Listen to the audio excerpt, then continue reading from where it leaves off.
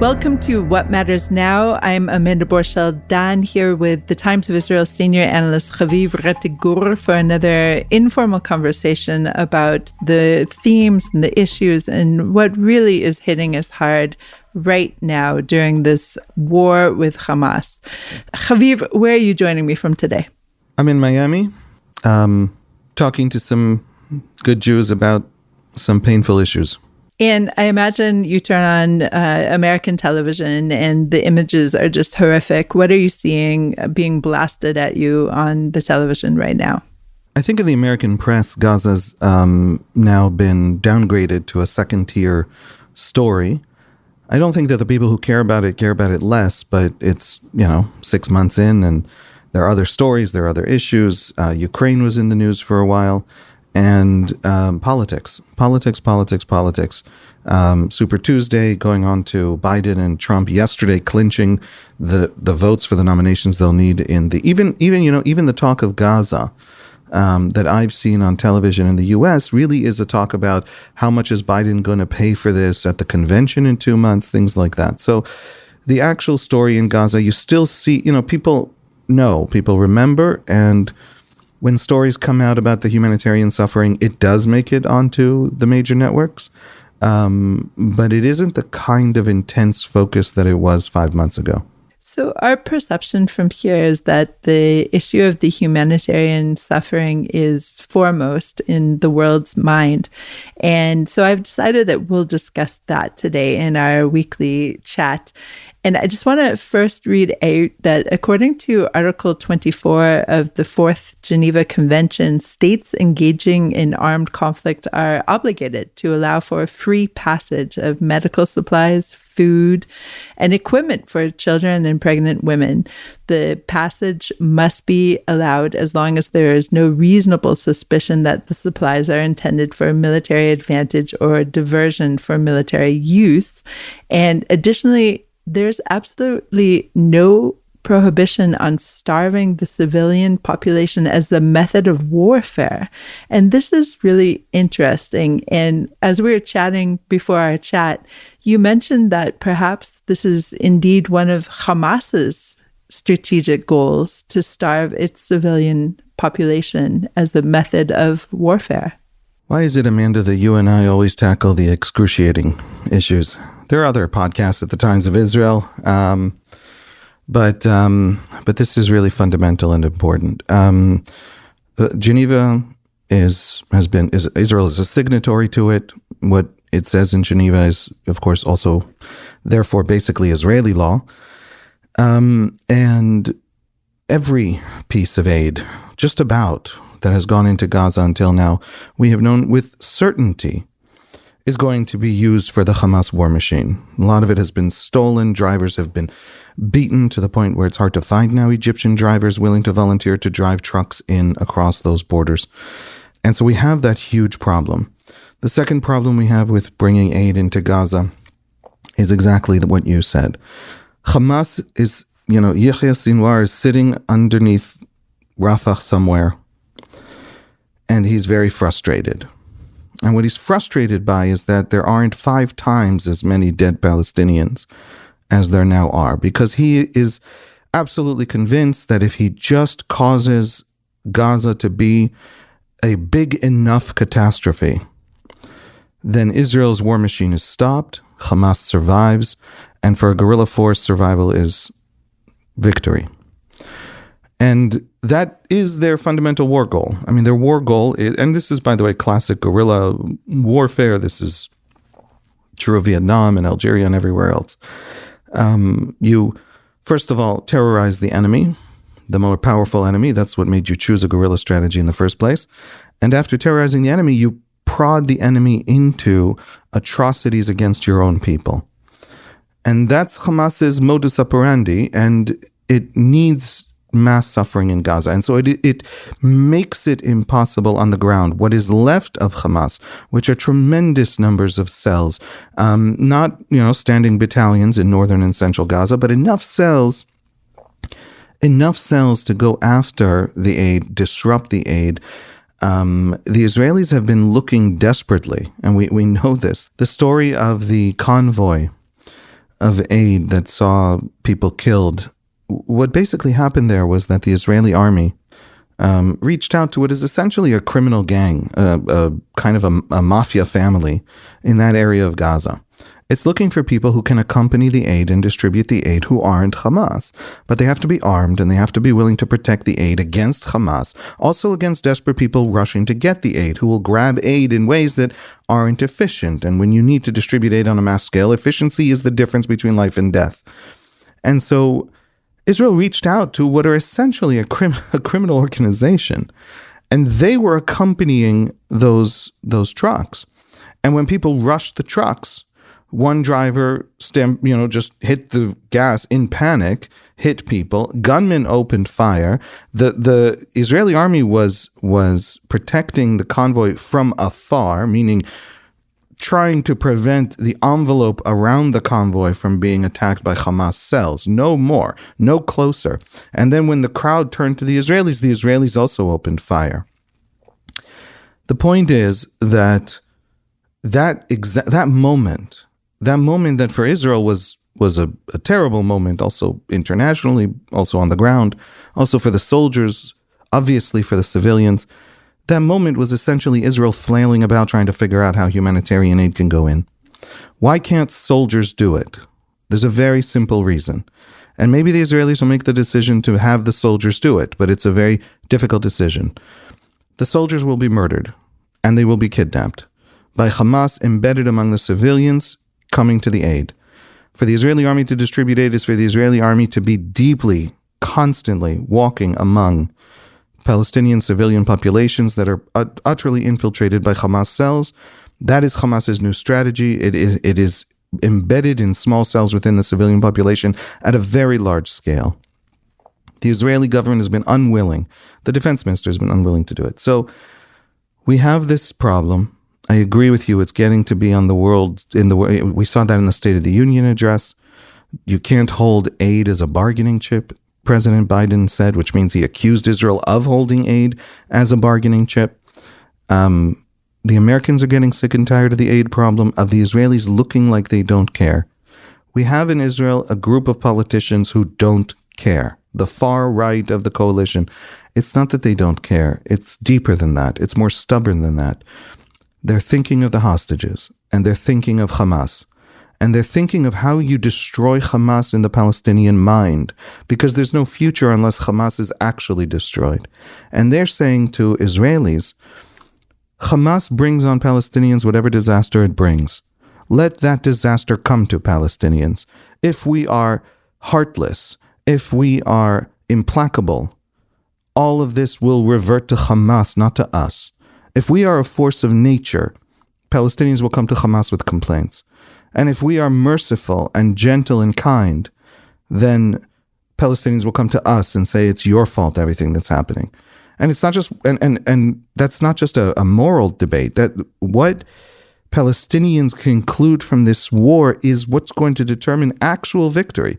Not moral victory, not, CNN victory, not victory according to whatever propagandists take over after the war, after the fighting is over.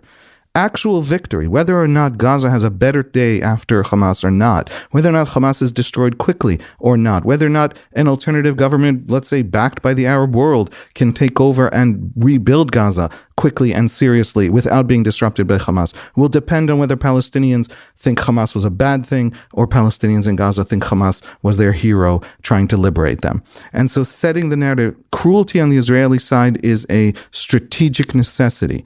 That's the deep argument from the Israeli far right. But here's the thing. They're not setting policy. They're not in the war cabinet. They're loud. They're screaming. The world hears them.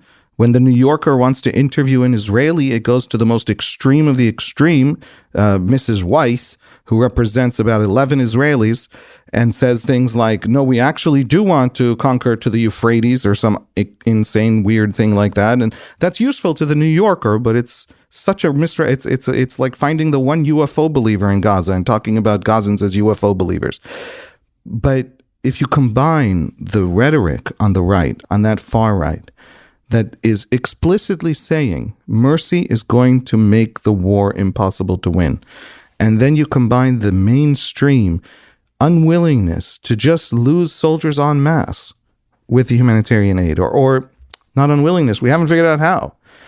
And you combine that with the fact that we know now that the humanitarian crisis in Gaza really, it's, by the way, developing slower. It's less extreme than the media's claims. It's been extreme for months. People have not starved.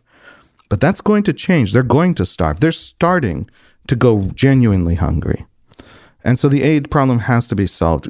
One of the ways you see this flailing among the Israelis and this attempt to start to try to sort out a way forward is Gallant welcoming with open arms Biden's announcement of that pier that's going to bring humanitarian aid in.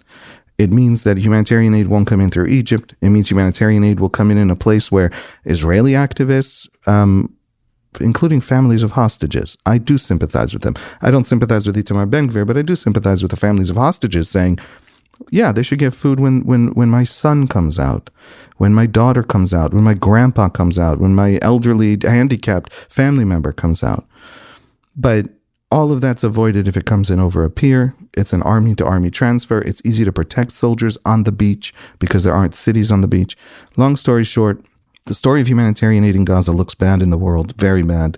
It's going to get very bad, and it's going to get very bad roughly now. In other words, that's starting. And the Israelis are starting to understand that this has become a fundamental war aim. This isn't something they can avoid. Even though they tried to find criminal gangs to do it and tried to find any non-Hamas to do it, the World Food Program can't really do it. UNRWA can't really do it because Hamas can disrupt everything. Long story short, I think this is starting to become fundamental to the war, and the Israelis are starting to think about the solutions.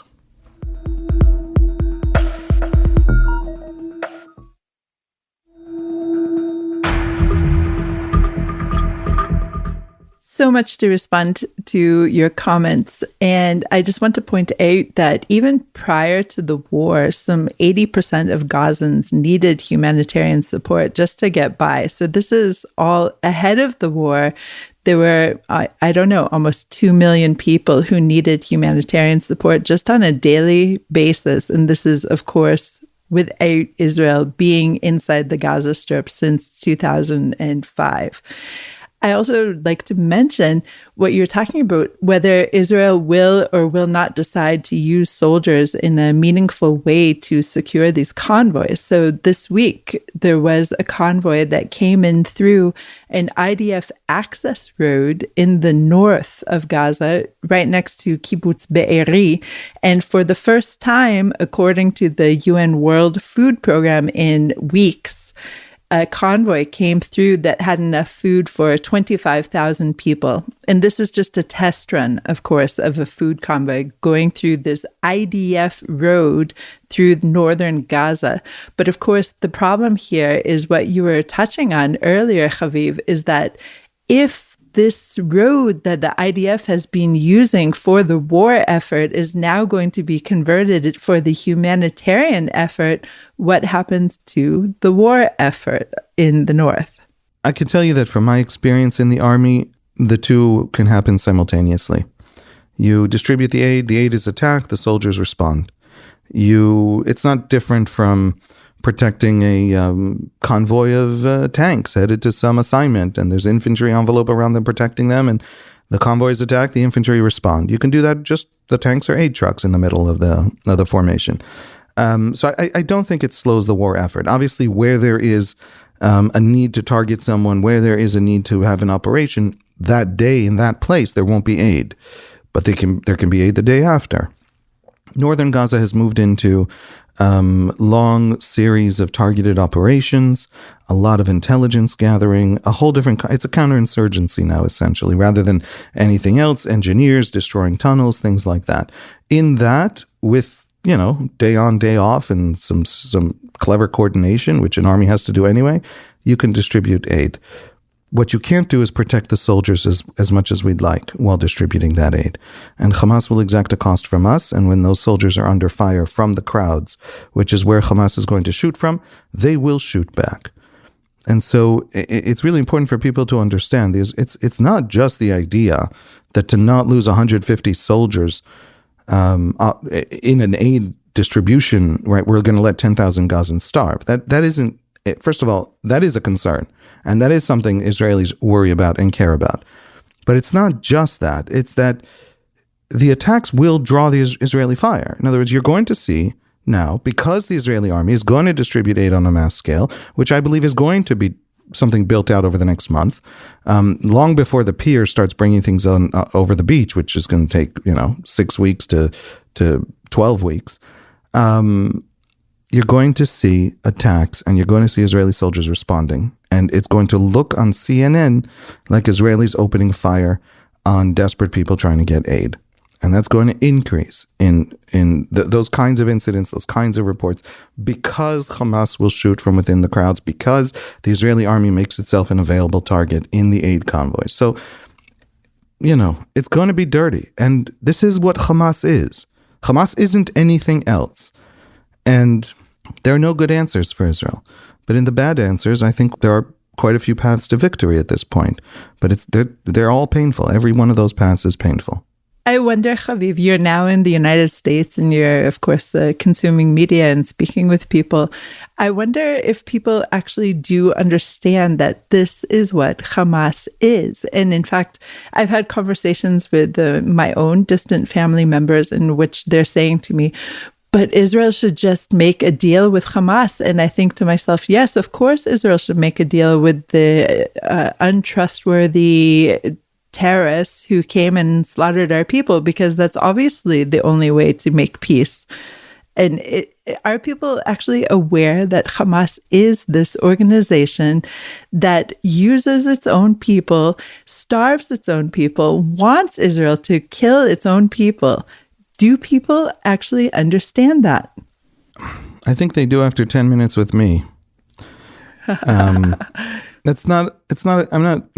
It's not a compliment to me. It's such a profound thing and so important and central, and it explains so much when you understand it, and it goes so deep. Here's the thing. On October 7th, Hamas committed 2 atrocities, not one. And the second one was an order of magnitude bigger than the first. The first one was October 7, was the massacre of us. The second one was 17 years in the making. Hamas has ruled Gaza for 17 years. And during those 17 years, this is a Google challenge to our listeners, it built nothing, not a thing, except those tunnels. It taxed Gazans, it bent Gaza's economy, it created a massive, corrupt, import-export smuggling ecosystem that it used to fund those tunnels. Those tunnels are 1.5 times the London Tube system. Those tunnels are the biggest single thing the Palestinians have ever built. And it did one thing in that 17 years of ruling Gaza, which was build those tunnels, meaning build Gaza for the war.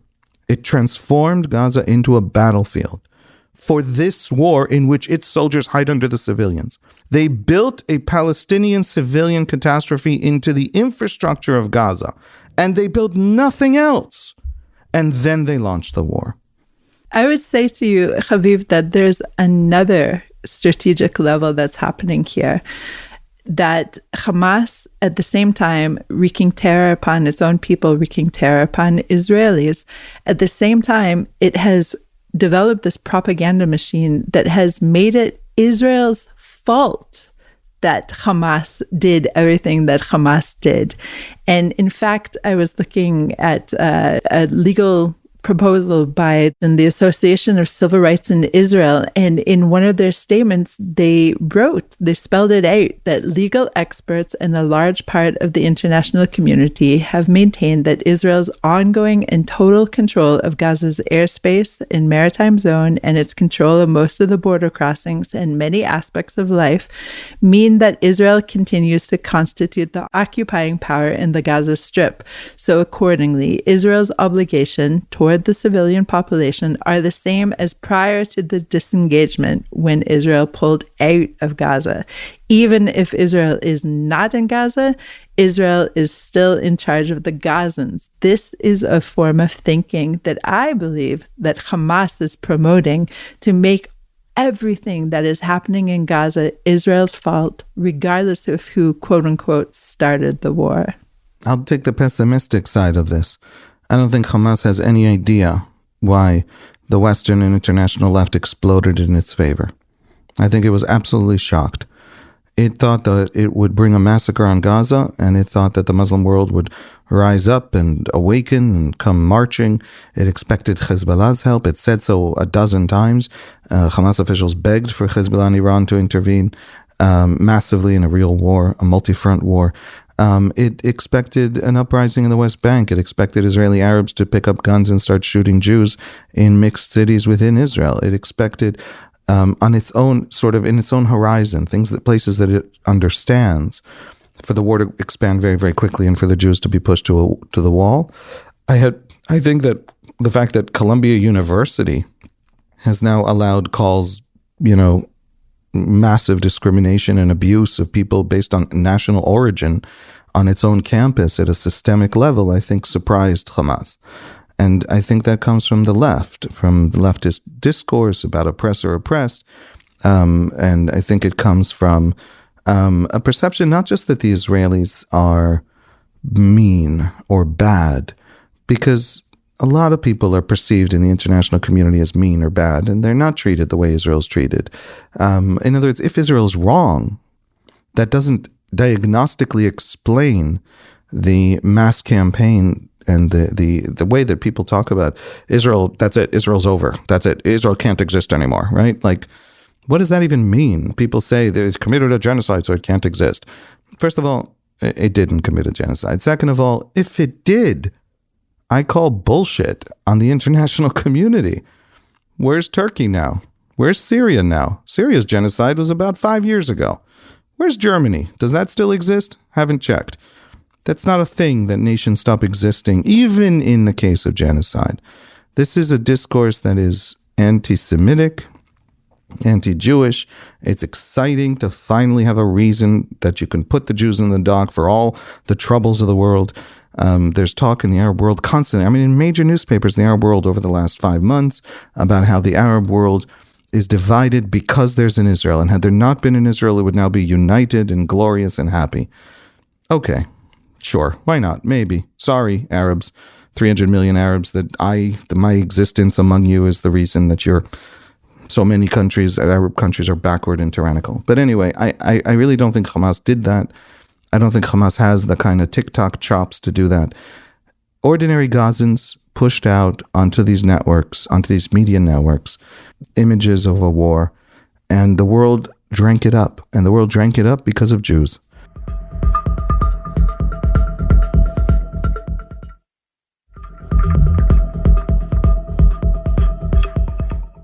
Haviv, you're in the United States, and you said at the beginning of our conversation that it's not actually the humanitarian aid issue, the crisis here, that is making the headlines right now, rather that the war has become so politicized that it's now, I don't know, could you call it even Biden's war?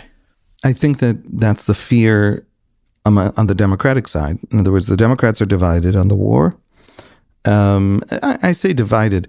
There's an edge of the Democratic Party that is convinced Israel is evil, and there's an edge of the Democratic Party that's convinced Israel is absolutely right.